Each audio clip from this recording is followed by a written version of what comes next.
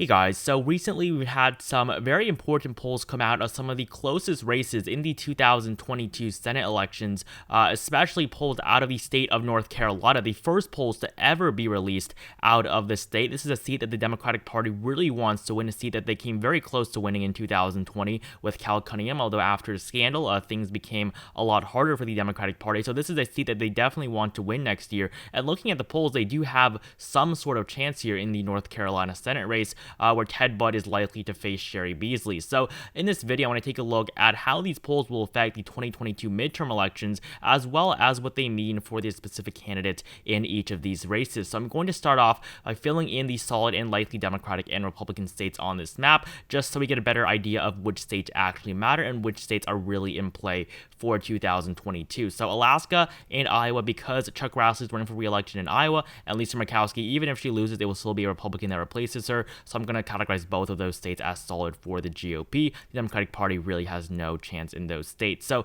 this leaves us with 9 toss-up states, many of them in the upper Northeast, as well as a lot in the Sun Belt as well. So these are typically the swing states that you see in a presidential election, although the state of New Hampshire is a little bit of an exception here, and Florida is less of a toss-up state than it typically would be, because Marco Rubio is, of course, running for a third term and is very, very likely to win his re-election. So I'm going to start off by taking a look at that latest poll released in the state of Nevada. Now, this is polled by Trafalgar Group, which is a Republican insider. So this is a poll that's obviously going to favor the Republican Party. I would say that if this poll was adjusted, it would definitely not be a +3 lean for Adam Laxalt. It would be more like a tie or a Cortez Masto +1. So for Catherine Cortez Masto, she won her first term in the Senate against Joe Heck in 2016, winning only Clark County, which is where Las Vegas is located. That's the only reason why the Democratic Party can win in Nevada. But with Clark County, she won the entire state, winning a plurality of votes. So although she won by a pretty small margin, this was her first term. She, of course, replaced Harry Reid,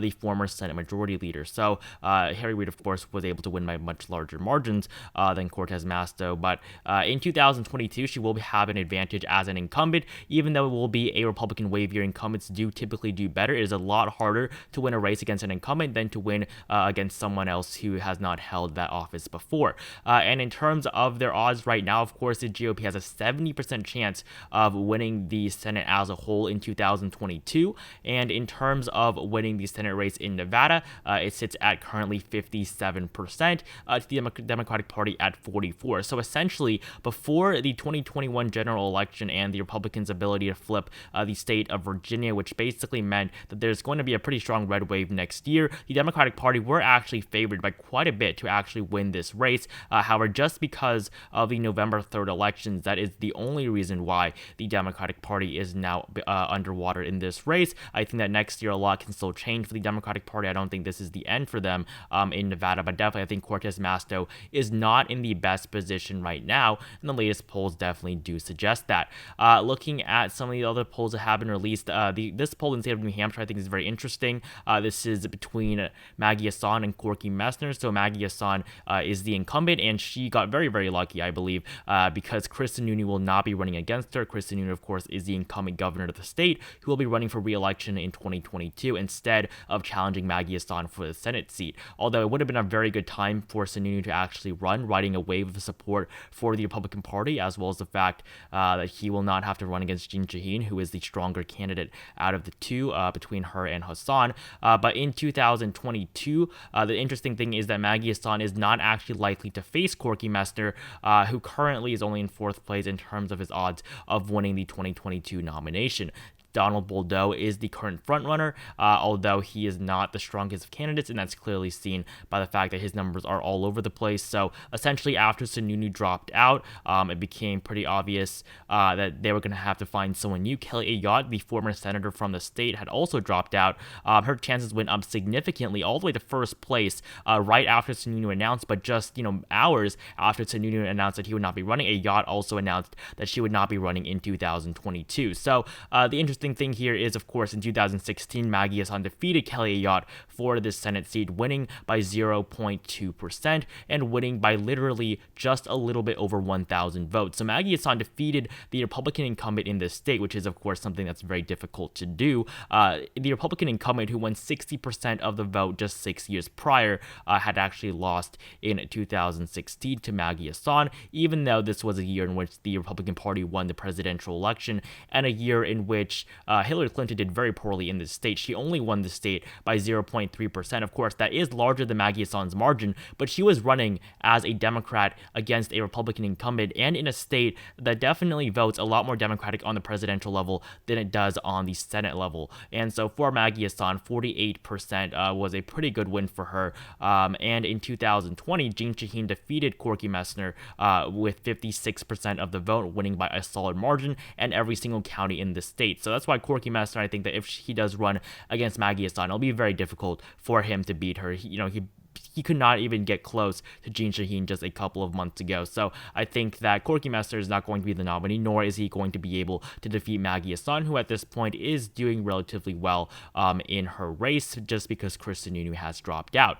And now we move on and take a look at the polls that have been released from North Carolina. Of course, I think these are the most interesting because these are the first ever polls to have been released from the state. If you look at the state here of North Carolina, you'll see these are the first polls to ever be released for the Senate race in 2022 from the state. You go back down, you see the 2020 polls between Cal Cunningham and Tom Tillis. So comparing the 2020 poll numbers to the 2022 poll numbers, of course, this is not exactly the most encouraging because, of course, Cal Cunningham did end up losing his race, although you do have to know that Cal Cunningham was involved in a scandal where he cheated on his wife. He did get divorced after that as well, I believe just a month before the election, so he really did screw himself over. He led by over 10 points before that happened, and after that, Tom Tillis was able to actually lead in some of the latest polls before the 2020 general election. So Cal Cunningham definitely screwed himself over. In the end, in 2016, he, of course, or 2020, he lost by a margin of 1.7%. So still, a pretty strong performance. Richard Burr won by 1.6 in 2014, although he did defeat a Democratic incumbent. So in 2020, the performance by Cal Cunningham was all right, but definitely it was pretty disappointing for him. But in 2022, we have Pat McCrory and Ted Budd as the two frontrunners in a two-way race for the GOP nomination. And for the Democratic Party, we have Cheri Beasley, who at this point has an almost 100% chance of winning her nomination. Not 100% chance, but 66.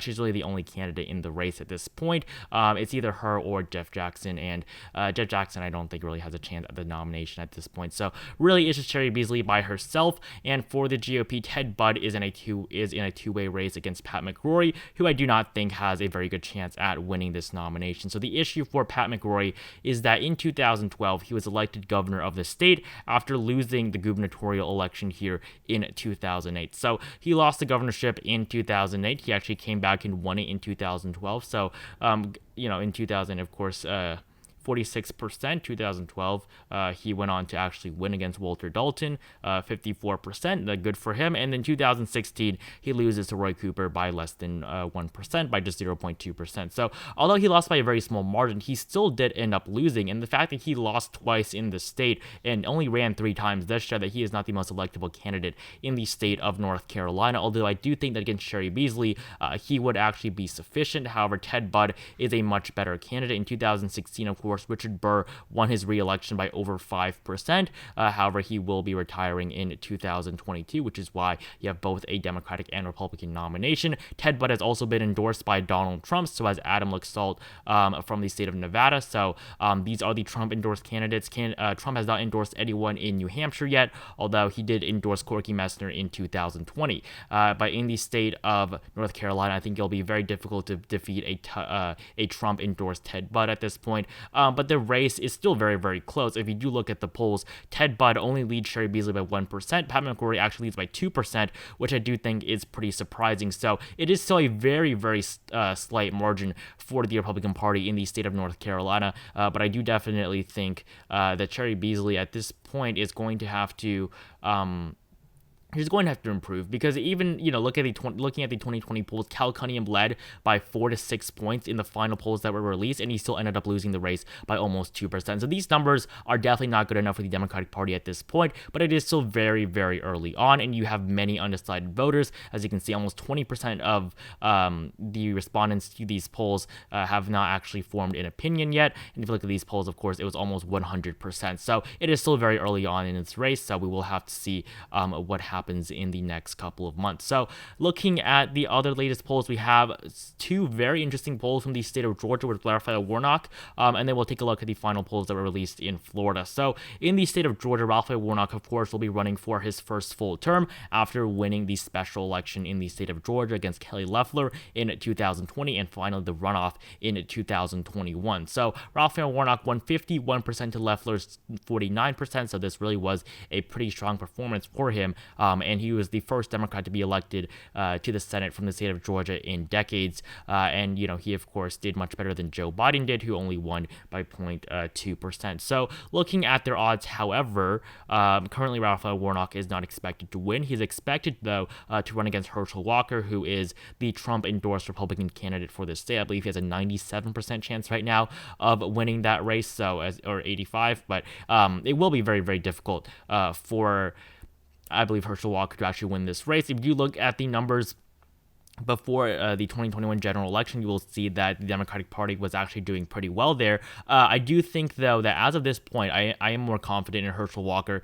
than I am in Raphael Warnock than I am in Herschel Walker. I do think that Herschel Walker is not going to run the best campaign. We'll see, but I do think that Raphael Warnock will run a better campaign, and I think that Herschel Walker is a very flawed candidate that will have a lot of trouble winning this race in 2022, although he looks like a good candidate on paper. It's already been revealed that he has many issues that he's going to have to deal with on the campaign trail, and these numbers are definitely very good for the Democratic Party and Herschel Walker, and you do see that reflected in the fact that Walker's chances went up 4 points just yesterday. So putting in these numbers, I'm going to categorize Georgia currently as lean for the Democratic Party, putting them up at 48 seats. This is not really a prediction or anything. I'm just trying to show you guys a visual of how these polls make the 2022 Senate elections look. So the final polls we have from the state of Florida, obviously Marco Rubio is winning by a likely margin. That's what typically the numbers show here. So Marco Rubio will run against Val Demings. It will not be Grayson. Demings has basically a 97% chance of winning. I believe, this one was the one